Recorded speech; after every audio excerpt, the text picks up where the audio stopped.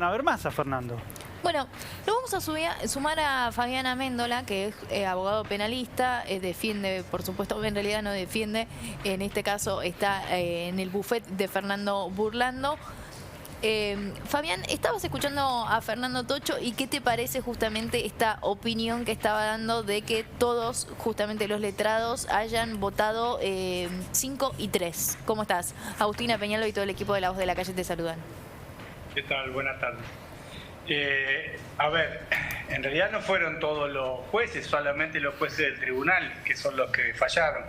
Todos los demás, el resto de los jueces que intervinieron durante la instrucción, me refiero al juez de garantía, a la Cámara de Dolores, al propio Tribunal de Casación, a la Corte, etcétera, que han tenido que intervenir en diversos pasajes de la etapa de instrucción, no se expidieron en cuanto al fondo de la cuestión, esto es decir, a la existencia del delito, a la participación y a la pena correspondiente.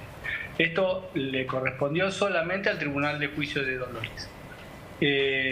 Por eso, por ahí valga esta aclaración en relación a esto que se hablaba recién de una situación de justicia corporativa. O sea, solamente, repito, fallaron en cuanto a la pena correspondiente o a la participación y en todo caso la pena que les correspondía a cada uno, los jueces del Tribunal de Dolores luego del debate oral. Fabián, buenas tardes. Y aprovecho el espacio también para la réplica. Lo digo en el sentido también de los funcionarios judiciales que intervinieron, porque saco de acá al fiscal Mercury, que primero arrancó, estuvo unas horas, después tomó Zamboni, que es la que hace la instrucción. Los jueces, tanto el de garantías, como hablo de Mancinelli, como los de Cámara, en ningún momento corrigen a la Fiscalía, pues la Fiscalía va 5 y 3, van a garantías convalidas 5 y 3, Cámara convalida 5 y 3, es decir, no corren de eje esa acusación con la que se va a juicio y se llega al fallo unánime del Tribunal 1 de Dolores el 6 de febrero con un fallo en ese mismo sentido. En ese sentido lo marcaba yo, porque nadie corrigió la acusación principal. De hecho, por no corregirla, las dos partes están disconformes. Hablo de la acusación de ustedes y de la defensa. A ver, el grado de participación inicial no es el mismo con el que se fue a juicio. Tampoco es el mismo que tuvieron en cuenta los jueces del Tribunal Oral, porque si vos recordás, al inicio de la investigación eran 10 los imputados. Sí, con un menor. 8. Con un menor y con Guarino. Ese el 11 que nunca fue imputado. Un 11 con Guarino y otro más. Nunca fue imputado. Los que fueron imputados, de los 10 imputados, 2 fueron sobreseídos en la etapa de instrucción. O sea, en el momento de la elevación a juicio. Y los restantes 8 fueron, la calificación fue elevada en la misma forma para los 8. Ahí ya se había cambiado, eran todos copartícipes. En el momento de la acusación final, tanto sea la Fiscalía de Juicio como nosotros que representamos al particular damnificado, todos la calificación para nosotros fue la misma, el grado de responsabilidad fue el mismo para los 8 que en ese momento imputados, y el tribunal sí, efectivamente, modificó esta situación, entendió que solamente eran 5 coautores y 3 partícipes secundarios. Eso es lo que estamos discutiendo, porque para esa modificación se modificó la plataforma fáctica, se modificó el hecho. Me refiero a que para el tribunal el dolo homicida tiene lugar recién cuando Fernando está en el suelo. Es decir, después de que le pegaron los primeros golpes y que lo arrojaron al suelo, a partir de ese momento, en el criterio del Tribunal de Dolores, 5 de los hoy condenados mutan una primera intencionalidad que era solamente de golpearlo por la de matarlo, y en función de eso es que consideran el homicidio doblemente calificado a 5 de ellos, que son los que lo golpearon a Fernando, como coautores, y los restantes como partícipes secundarios, porque entienden que su participación no era esencial. Nosotros discutimos esta modificación, entendemos que la prueba que se rindió en el juicio oral alcanza y es suficiente para tener con el grado de certeza necesario de esta instancia de juicio que el dolo homicida comienza dentro de Lebric cuando Thompson lo amenaza de muerte a Fernando Báez Sosa, y a partir de allí se desencadena una suerte de hechos que duran aproximadamente 10 minutos, que comprenden obviamente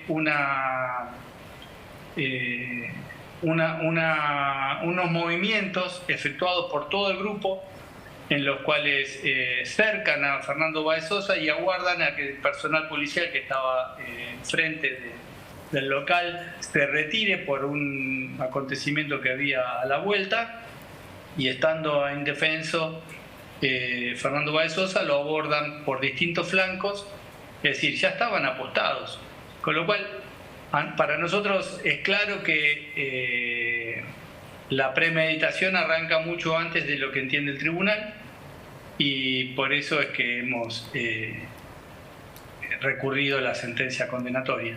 Fabián, ¿cómo se preparan para este martes? Bueno, ustedes van a ir justamente por el pedido que sea la perpetua para los 8. Ese va a ser el pedido, y particularmente a vos como abogado, si pensás que se va a escuchar este pedido, si se va a mantener o si bien la defensa de ellos va a lograr hacer una reducción de condena.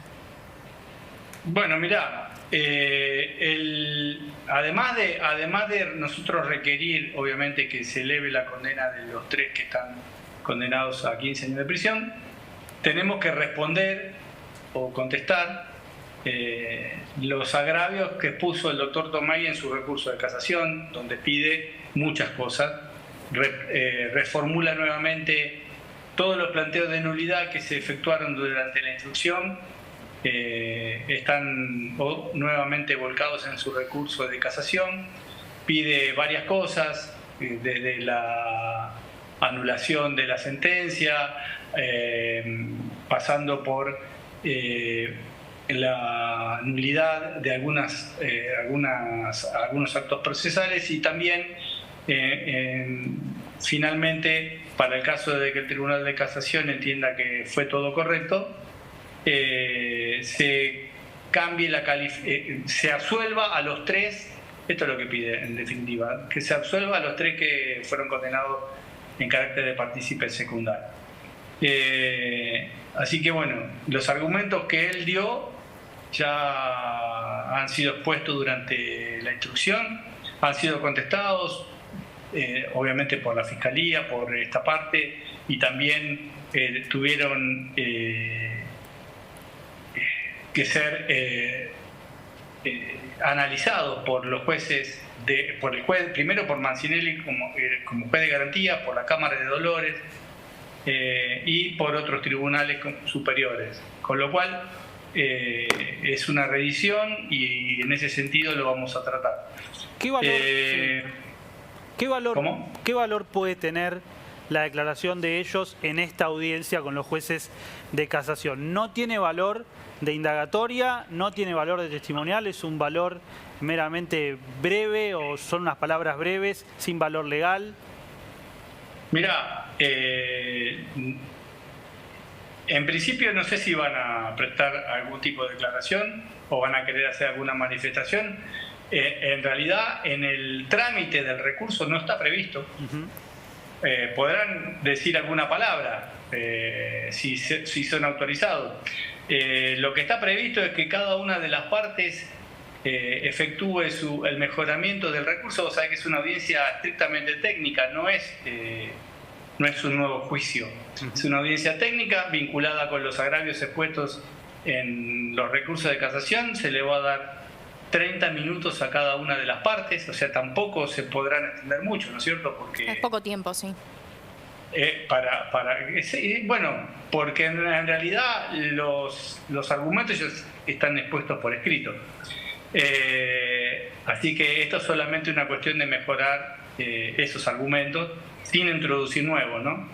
Y por eso no sé si le van a dar la posibilidad a los imputados de hablar. En todo caso, podrán hacer una mera mención. No está prevista una declaración del imputado como tal, como sí tenían derecho durante el desarrollo de la audiencia de debate. Y finalmente también, obviamente, lo que sí está previsto, pero eso por la ley de víctimas, que las víctimas puedan dirigir alguna palabra al tribunal. No sé si van a hacer uso de eso Silvino y Graciela. Así que no va a ser muy extensa. En principio te diría que no hay réplicas, sí, tampoco. Bien. Con lo cual lo que podamos decir las partes no va a merecer una contestación por parte de la contraparte.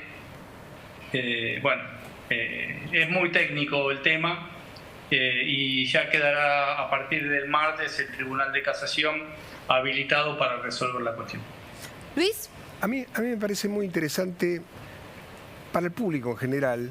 A mí personalmente me resuena muy interesante el hecho de que todos sepamos qué pasa con alguien que cometió un delito a posteriori, porque si no, la sensación que uno tiene es que una persona comete un delito, los asesinos de Morena, supongamos, fueron individualizados, pero no sabemos qué pasa después. O sea, me parece sumamente interesante, el aporte del doctor en el sentido de que el público en general sabe a qué se expone, cuáles son los castigos, cuál es el procedimiento que la justicia sigue después con una persona que comete un ilícito, porque yo creo que esa es la base donde las personas podemos hacer que la sociedad cambie.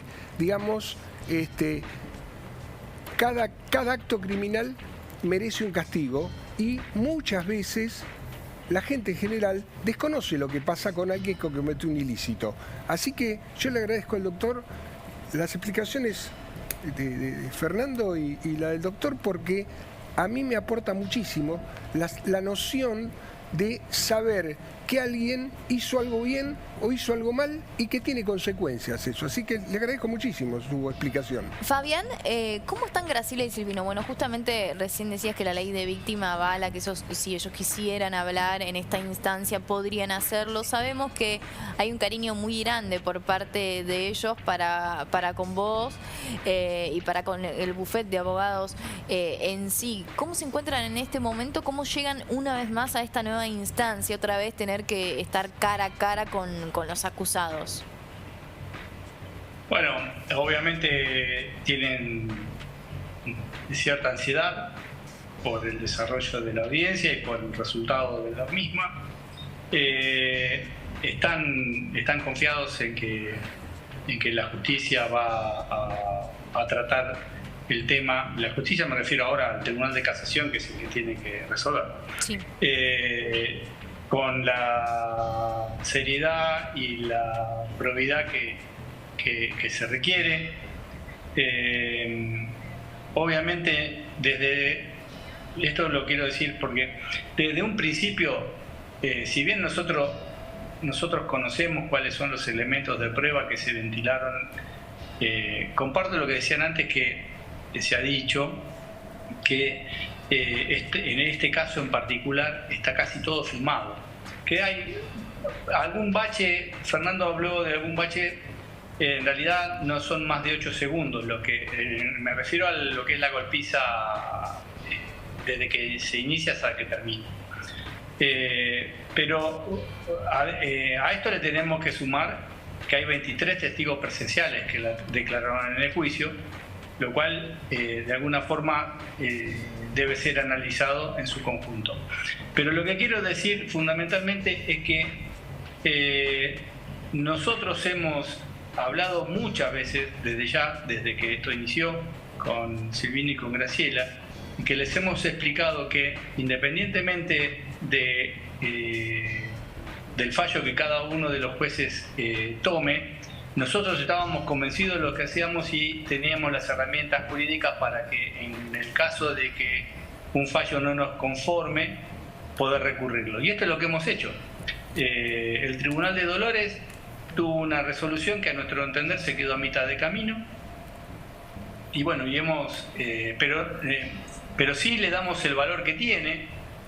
En lo personal creo que el valor más importante que ha tenido el fallo de Dolores ha estado en el sentimiento que generó o en la paz que le trajo a Graciela y a Silvino, en entender de que ustedes si recuerdan el día 6 de febrero cuando se leyó ese fallo en una conferencia de prensa, Graciela dijo que a partir de ese momento ella podía empezar a pensar en soltar lo que le había pasado. Sí. Y realmente ese atisbo de paz es lo que en definitiva quiero remarcar de lo que constituye un fallo de estas características para la víctima. Entonces, obviamente no estuvimos de acuerdo en todo, lo recurrimos a una instancia superior, que es el Tribunal de Casación, y si no tenemos la respuesta que queremos, obviamente recurriremos a la Corte de la provincia y si es necesario a la Corte Nacional.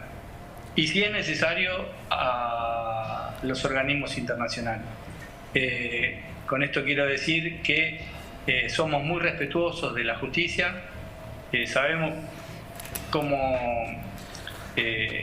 es el trámite de todo juicio y de toda causa, y bueno, con las herramientas que nos da la ley es con las que nos manejamos. Así que ellos están expectantes. Por eso, redondeando, cuando vos me preguntás cómo están expectantes, están ansiosos, pero están seguros de que si no se llega al resultado que se espera, hay otras instancias para seguir buscándolo. Fabián, muchísimas gracias por este contacto. Vamos a estar, por supuesto, atentos a lo que pasa el 15 de agosto. Abrazo grande. Gracias a ustedes, muy amable.